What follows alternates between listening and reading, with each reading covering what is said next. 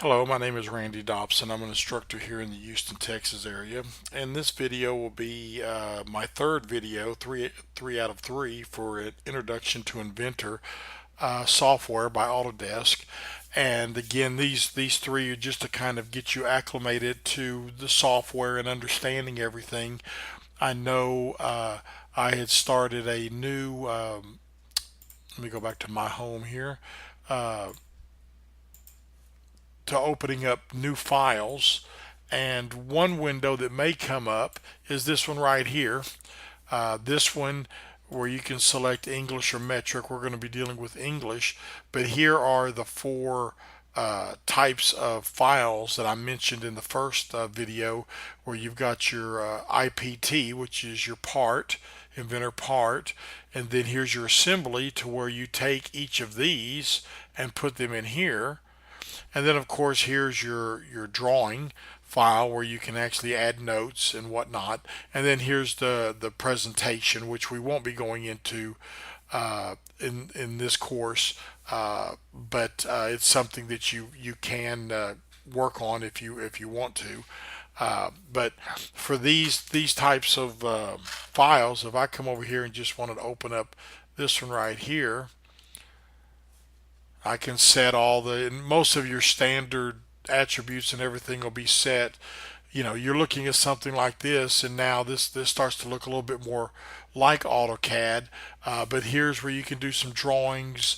You can annotate it. You can do some drawing, sketching.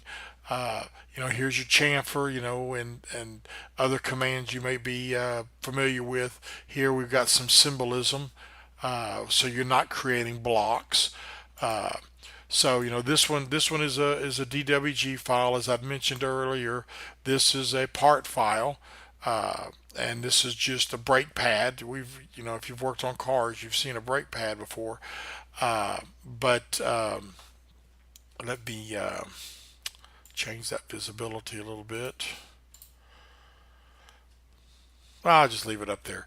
But here on this left side, you've got to all the information that shows you where you've created these, the different kind of step by step, and of course taking the individual parts and bringing them back into an assembly like we've been showing here on this engine.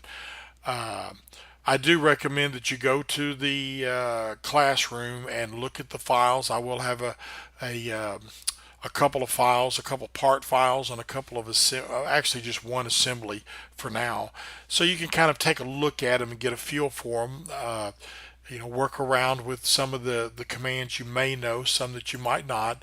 I will be going into the different commands in upcoming videos as we progress through the course. But I want you to get more familiar with the environment, because it is a little interactive and a little bit all over the place, but very, very simple to work with once you get into the software. So look for those drawings, look for those files, and again, I want you to practice with it, just going in and doing some things. Uh, Here I've got. Let's go to sketch, and here I can start a sketch if I want to, and if I can get it to come up there on that plane, and draw some things, and just kind of see how it goes. Here I'm going to finish the sketch, so now I'm out of it, and see, I come over here and right click instead of going up looking for extrude or looking for something else to do.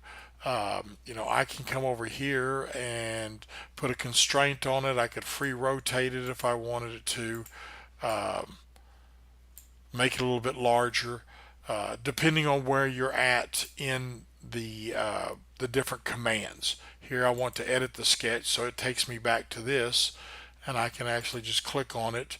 And if I want to bring it down, make something perpendicular, let's see here if this will.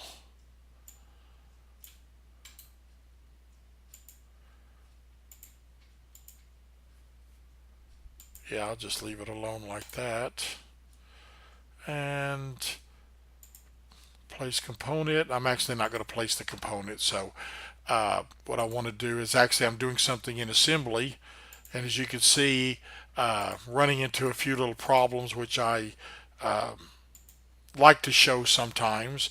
Uh, that here I was trying to do a sketch inside of an assembly, and I really shouldn't be doing that in the assembly. I should be back over here and like in this brake pad, either revising this one or creating a new one.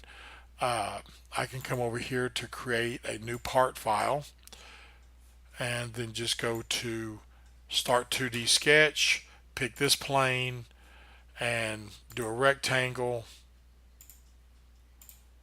and maybe do a circle.